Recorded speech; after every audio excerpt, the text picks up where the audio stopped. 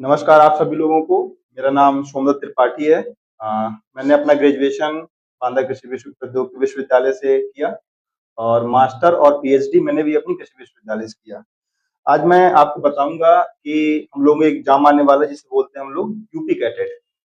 Actually UP CATET है क्या? ये एक एग्रीकल्चर यूनिवर्सिटी कंबाइंड होकर एग्जाम कराती हैं। इसका एक पैटर्न है। पैटर्न ये है कि जैसे हम कृषि से हैं, कृषि के एक पैटर्न है कि हमको 25 क्वेश्चन बॉटनी के आने हैं, 25 क्वेश्चन जूलॉजी के आने हैं, 25 क्वेश्चन फिजिक्स के आने हैं और 25 क्वेश्चन केमिस्ट्री के आने हैं, 60 क्वेश्चन कंबाइंड एग्रीकल्चर के आने हैं और 20 क्वेश्चन मैथ के आने हैं और 20 क्वेश्चन जीके एंड जीएस के आने हैं। हम देखते हैं कि हर साल बच्चे इसमें इनरोल होते हैं, लेकिन कुछ त्रुटियों की वजह से उनका सिलेक्शन प्रॉपर वे पे नहीं हो पाता है। हम बताएंगे कि कैसे हमको उसके बारे में अध्ययन करना है। देखिए, यूपी कैटेट की हम अगर बात करें तो इसमें 4 इंस्टीट्यूट आते हैं टोटल आपके, ठीक है। 4 इंस्टीट्यूट मिलकर आपका एक एग्जाम एंट्रेंस कंडक्ट कराते हैं। पहला आपका आता है BUAT, ये आपका बांदा में है, ठीक है। दूसरा आता है आपका CSA चंद्रशेखर आजाद, ये आपका कहाँ पे है? ये कानपुर में है, ठीक है। तीसरा आपका आता है SBPUAT, ये आपका मेरठ में है। और चौथा आपका आता है ANDUAT, ये आपका है अयोध्या में, ठीक है। ये आपका अयोध्या में। अब इसमें होता क्या है कि अब अब इसमें होता क्या है कि हम लोग इस बार का जो यूपी कैडेट करा रहा है वो बांदा करा रहा है और हम लोग इसमें स्टडी पहले तैयारी की बात करें। पहला क्वेश्चन आता है कि हमको एग्रोनॉमी वगैरह में कैसे पढ़ना है, हॉर्टिकल्चर वगैरह में कैसे पढ़ना है, क्योंकि इसमें आपकी रैंक के बेस पे आपको सब्जेक्ट मिलते हैं। जैसे आपकी बहुत अच्छी रैंक आ गई, आपको एग्रीकल्चर मिलेगा, फिर हॉर्टिकल्चर, फिर फॉरेस्ट्री, फिशरी, होम साइंस, ऐसे करके सारे डिपार्टमेंट। अगर जैसे हम लोग बात करते हैं एग्रोनॉमी की या हॉर्टिकल्चर की, इसमें मुख्य रूप से कुछ ऐसे क्वेश्चन आते हैं जो हमें बहुत ज्यादा कंफ्यूजिंग करते हैं, या हो सकता है आगे चल के उसमें हमको समझ में नहीं आएगा कि उसको हमको कैसे सॉल्व करना है। जैसे मैं एक छोटा एग्जांपल ले रहा हूँ। जैसे हम लोग पूरी क्रॉप पढ़ ली, हम जैसे मैंगो पूरी पढ़ ली हमने, बनाना पढ़ लिया, सिट्रस पढ़ लिया हमने। उसमें होता क्या है कि छोटी छोटी चीजें हम लोग भूल जाते हैं। जैसे पूछा गया कि मैंगो की फैमिली क्या है। अभी पिछली बार के यूपी कैटेट एग्जाम में पूछा गया था कि मैंगो में गुणसूत्र कितने होते हैं, वो मैंगो की अष्टफल वैरायटी कौन सी है। तो इन सब चीजों को हम लोग अगर एक एक करके अध्ययन करेंगे, जैसे मैं आज कुछ आपको समझाने की कोशिश करूंगा अपने माध्यम से कि कैसे हम लोग कैसे क्वेश्चन आते हैं, कैसे हमको उसको सॉल्व करना है, ठीक है। बहुत सारी चीजें धीरे धीरे अपडेट हुई हैं और उनको भी समझना बहुत जरूरी है। जैसे एक फसल है जिसे बोलते हैं हम लोग टोमेटो, ठीक है। एक फसल जिसे हम लोग बोलते हैं टोमेटो। अब टोमेटो का अभी तक हम लोग बोटेनिकल में पढ़ते चले आए हैं लाइकोपर्सिकम एस्कुलेंटस, लेकिन अब रिसेंट में वो नाम थोड़ा मॉडिफाई हुआ, अब हुआ सोलेनम लाइकोपर्सिकम। अब जैसे एक क्वेश्चन आता है जिसे हम लोग बोलते हैं इसमें किस प्रकार का बीज पाया जाता है, तो हम लोग कोशिश करते हैं कि रटने की कोशिश करते हैं कि कितना उसको रट सकें, लेकिन अगर हम समझने की कोशिश करेंगे वो चीज और आसान हो जाएगी। फॉर एग्जाम्पल, जैसे मैंने बताया, एक फल होता है जिसे बोलते हैं बेरी, बेरी प्रकार का फल होता है। अब कैसे पता चलेगा कि जिस किस फल को हम बेरी बोलेंगे? तो जिस फल में नंबर ऑफ बीज बहुत ज्यादा होते हैं, ऐसे फल को हम लोग बोलते हैं ये बेरी प्रकार का फल है। जैसे टमाटर, टमाटर के अंदर आपका क्या है, बहुत सारे बीज पाए जाते हैं, इसको हम लोग बोलते हैं ये बेरी प्रकार का फल है। जैसे आपका हो गया मैंगो, मैंगो में आपका जैसे जिसकी फल वृत्ति बहुत ज्यादा कठोर होती है वो आपका ड्रूप में आता है। जैसे मैंगो आपका क्या है, ड्रूप प्रकार का फल है। और ये तो एक मैंने उदाहरण दिया आपको उद्यानिक वर्गीय फसलों का। दूसरा एग्जाम्पल मैं देता हूँ, जैसे आपका एनिमल हस्बेंड्री, पशुपालन में, पशुपालन में ज्यादातर हम लोग दुधारू, द्विकाजी एंड भारवाही नस्लों के बीच में बड़ा कंफ्यूज हो जाते हैं। अगर हम बात करते हैं दुधारू नस्लों के बारे में, तो हमारे भारतीय नस्ल में टोटल 4 नस्लें दुधारू होती हैं। टोटल 4 नस्लें। पहली कौन सी है? शाहीवाल। दूसरी क्या है? सिंधी। तीसरी क्या है? गिर। चौथी क्या है? देवनी। ये चारों नस्लें ऐसी हैं जो आपकी दुधारू नस्लों में आती हैं। द्विकाजी नस्लें ऐसी होती हैं, ऐसी नस्ल जिसका हम लोग दूध में भी काम उपयोग करते हैं और भार ढोने में भी काम करते हैं, उसके जो बैल होते हैं वो भार ढोने काम आते हैं। तीसरा होता है आपका भारवाही नस्लें। भारवाही नस्लें जो हमारी क्या बोलते हैं मुख्य रूप से बोझ ढोने काम आती हैं। अगर हम बांदा क्षेत्र की बात करें तो बांदा क्षेत्र में एक नस्ल बहुत ही फेमस है जिसको बोलते हैं हम लोग कैन कथा। कैन कथा जो नस्ल है ये मुख्य रूप से बांदा क्षेत्र की नस्ल है। मैं बार-बार बांदा का जिक्र इसलिए कर रहा हूँ क्योंकि इस बार का यूपी कैडेट हमारा बीयूएटी करा रहा है, तो हो सकता है कुछ क्वेश्चन यहाँ पे बुंदेलखंड से संबंधित हो सकते हैं। तीसरा क्या है? जलवायु परिवर्तन। अभी मुख्य रूप से एक टॉपिक चल रहा है जिसे बोलते हैं जलवायु परिवर्तन। जलवायु परिवर्तन में हम कैसे-कैसे चीज़ों को प्रमोट करते हैं, कृषि को कैसे प्रमोट कर रहे हैं। कुछ क्वेश्चन ऐसे होते हैं जो लॉजिकल होते हैं, कुछ क्वेश्चन ऐसे होते हैं जो रटने वाले होते हैं, जिसको हम रट के पास कर सकते हैं। सभी लोगों को एक चीज़ याद रखनी पड़ेगी, सबको अपने वैज्ञानिक नाम सबके पता होने चाहिए। बोटेनिकल नेम आपके जैसे आपका मैंगो का हो गया, मैंजिफेरा इंडिका, गुआवा का हो गया, सीडियम गुआवा हो गया, ठीक है? सिट्रस का हो गया, सिट्रस चाइनेंसिस हो गया, जैसे आपका पपीता का हो गया, कैरिका पपाया हो गया, जैसे आपका जैक फ्रूट जिसे बोलते हैं, जिसे हम लोग कटहल भी बोलते हैं, उसको बोलते हैं आर्थोकार्पस हेटेरोफाइलस। ऐसे हम लोगों को सारे बोटेनिकल नेम अपनी उंगलियों में याद होनी चाहिए। 3 चीजें आपको हमेशा याद रखनी है। पहला बोटेनिकल नेम हो गया, दूसरा उसका क्रोमोसोम नंबर हो गए, तीसरी उसकी फैमिली हो गई। अगर हम लोग जैसे अब गेहूं हो गया, धान हो गया, जौ हो गया, मक्का हो गया, इनके बारे में जैसे दलहनी फसल किसे कहते हैं, तिलहनी फसल किसे कहते हैं, इनके बारे में पता होना चाहिए। जैसे उनकी जैसे गेहूं की बात करते हैं हम लोग, गेहूं में गुणसूत्र कितने होते हैं, जैसे प्रारंभिक गुणसूत्र 7 होते हैं। अब कई बार ऐसा होता है कि पूछ लेता है गेहूं में गुणसूत्र होते हैं, पोस्टर में लिख देता है प्रारंभिक। ऐसी कंडीशन में मुख्य रूप से ज्यादातर बच्चे 42 लगा के चले जाते हैं। लेकिन ऐसा क्या है, उसका जो प्रारंभिक गुणसूत्र है वो 7 है, लेकिन गेहूं क्या है आपकी हेक्सापोलाइड है। तो उसका जो क्रोमोसोम नंबर होता है वो 42 के आसपास हो जाता है। तो गेहूं में जैसे हम लोग देखते हैं कि किस मौसम की फसल है, मुख्य रूप से बच्चे जो कंफ्यूज होते हैं कौन सी फसल किस मौसम की है। हमारे कृषि में 3 मौसम है, पहला आपका खरीफ है, दूसरा आपका रबी है, तीसरा आपका जायद है। खरीफ में कौन सी फसलें आती हैं, जैसे आपका गेहूं, गेहूं किस में आता है आपका खरीफ में आता है। दूसरा हो गया जैसे आपका जायद, जायद में आपकी कद्दू वर्गीय फसलें हो गई, जैसे आपका कद्दू हो गया, आपका जैसे बॉटल गार्ड हो गया, बिटर गार्ड हो गया। तो ये सब आपके किस में आते हैं, आपके जायद में आते हैं।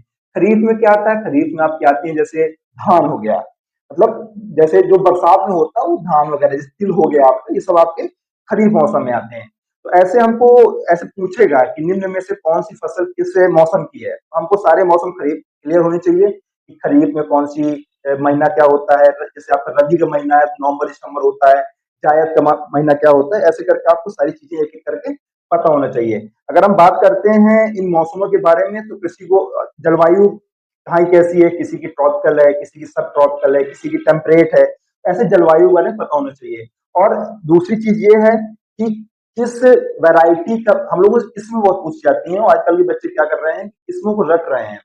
होता क्या है कि कुछ किस्में ऐसी होती हैं जो बहुत ज्यादा फेमस होती हैं, उनको हमको ऐसे रटना नहीं है, उनको हमको एक बार ऐसे लिस्ट बना लेनी है। और सारे बच्चों को एक मैं सजेशन भी दूंगा कि एक टेबल बनाएं, उसमें एक गेहूं एक फसल का नाम लिखें, उसकी फैमिली लिखें, उसको क्रोमोसोम नंबर लिखें, उसकी उसकी बुआई कब करते हैं, उसकी कटाई कब करते हैं, और उसके साथ ही साथ में उसमें हम लोग क्या बोलते हैं, किस प्रकार से कल्चरल ऑपरेशन करते हैं, यानी कि क्या बोलते हैं, कितनी हम लोग जैसे पूछ लेता है गेहूं में कितने पानी की आवश्यकता होती है।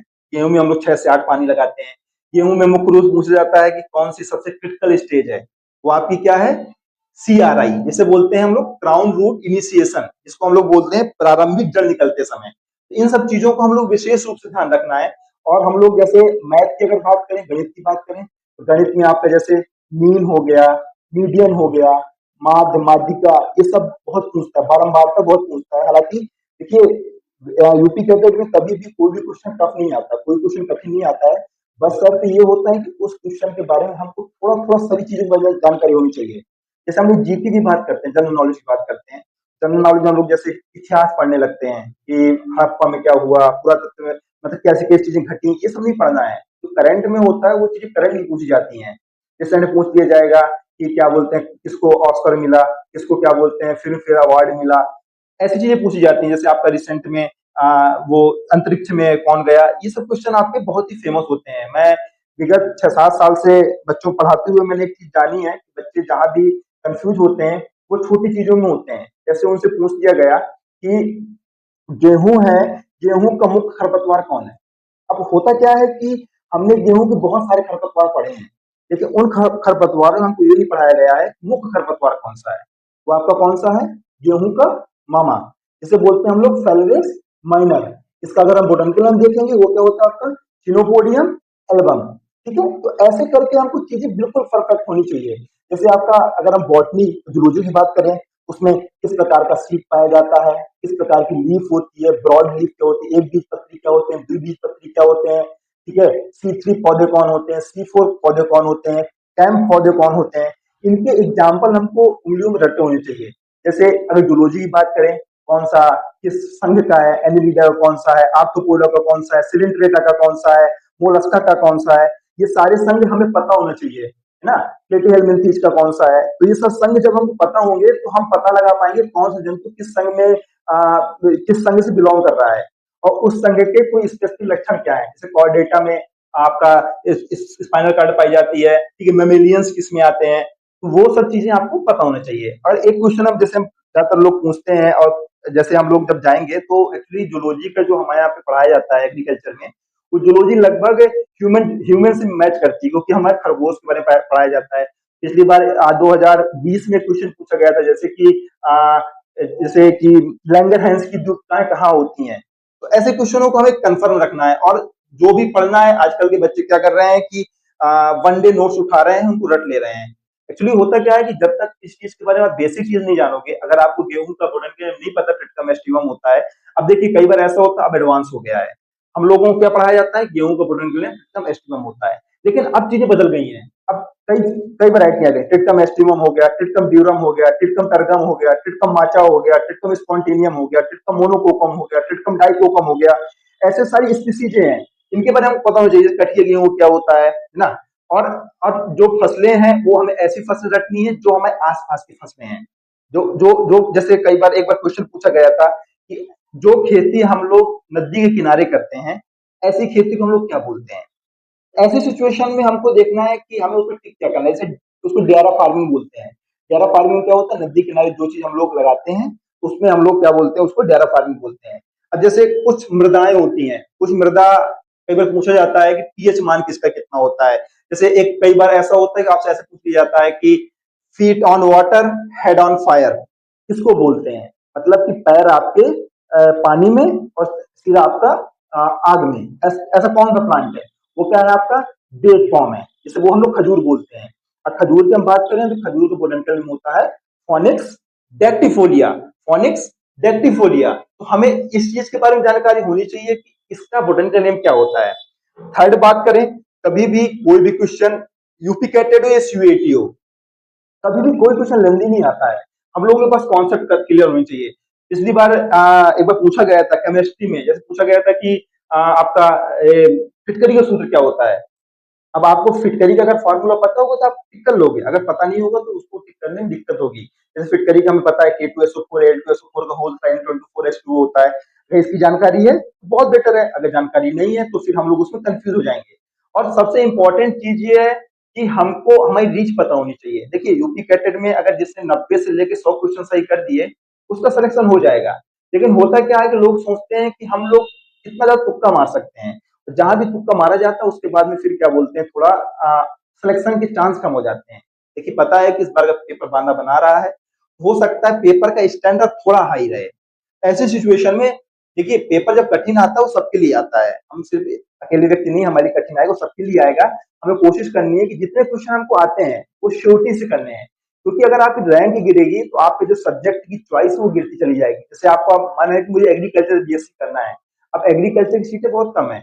आप हो सकता है आपकी रैंक ज्यादा निकल जाए, आप हॉर्टिकल्चर में चले जाओ, और ज्यादा रैंक निकल जाए तो आप फॉरेस्ट्री में चले जाओ, फिर आप फिशरी में, होम साइंस में। अभी रिसेंट में जैसे बच्चों को पता नहीं है, आजकल भी बच्चे सोच रहे हैं कि एग्रीकल्चर मतलब कि जो व्यक्ति एग्रीकल्चर इंटर किया है वो सिर्फ एग्रीकल्चर जा सकता है, ऐसा नहीं है।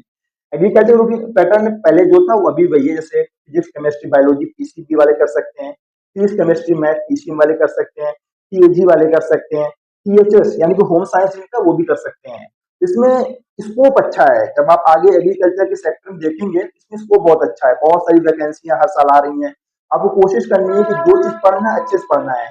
जैसे कि हमारा इंस्टीट्यूट बहुत सारी चीजें आपको पढ़ाएगा, बहुत सारे कॉन्सेप्ट आप क्लियर करेगा, तो आप रेगुलर वीडियो देखिए और समझिए कि टीचर क्या समझा रहा है। कोई अगर कोई क्वेरी है आप कमेंट बॉक्स में डाल सकते हैं। और धीरे धीरे करके यहाँ पे जितने भी टीचर पढ़ा रहे हैं सारे एक्सपीरियंस हैं, सबने 5-5 साल, 6-6 साल यूपी कैटेड और सीयूईटी बच्चों को हैंडल किया है। ऐसी कंडीशन में हम लोग कोशिश करेंगे कि जो चीज़ हमको मिल रही है उसको हमें ग्रैस्प करना है और रेगुलर बेस में हमको वीडियोज़ देखने हैं। हमें ये नहीं करना है कि हमने आज देख लिया, एक दिन में 4-5 देख लिया, क्योंकि जो इन्फॉर्मेशन होती है हमारे माइंड में धीरे-धीरे एडजस्ट होती है। अगर हम सोचे कि एक दिन में एडजस्ट हो जाएगी, नहीं होगी। अब जैसे हम लोग बात करते हैं, जैसे एक एग्रीकल्चर में 6-7 सब्जेक्ट आते हैं, जैसे आपका हो गया इंजीनियरिंग हो गया। इंजीनियरिंग में बच्चे बहुत कंफ्यूज रहते हैं, ढलवां लोहा कौन सा होता है, पिटवां लोहा कौन सा होता है, किस किस प्रकार के लोहे से क्या बनता है, ठीक है। अब जैसे रिसेंट में केरा मेथड, कोरा मेथड, है ना, तो इस चीज के बारे में बहुत सारी चीज पूछी जाती है। हम लोग धीरे धीरे करके आपको टॉपिक बाय टॉपिक चीजें पढ़ाएंगे, जिससे आपके कॉन्सेप्ट क्लियर होंगे। आज इस वीडियो का मुख्य उद्देश्य ये है कि आपको इन्फॉर्मेशन देनी है कि कैसे हम लोगों को पढ़ना है और किस किस टॉपिक को हम लोगों को कवर करना है। यहाँ पे जो भी फैकल्टी पढ़ाएगी वो बहुत एक्सपर्ट फैकल्टी है और उनको उस बारे में इन्फॉर्मेशन है। तो धीरे धीरे करके हम लोग पढ़ेंगे और बहुत ही जल्दी एक सिस्टमैटिक बैच स्टार्ट होगा, कैसे हमको पढ़ना है, कितनी क्लासें कब होंगी, और ये आपका ऑनलाइन भी मटेरियल अवेलेबल है। जो बांदा के आसपास के लोग हैं उनके लिए ऑफलाइन भी अवेलेबल है, वो आके इंस्टीट्यूट में पढ़ भी सकते हैं। कोशिश करिए आप लोग अभी से लग जाइए।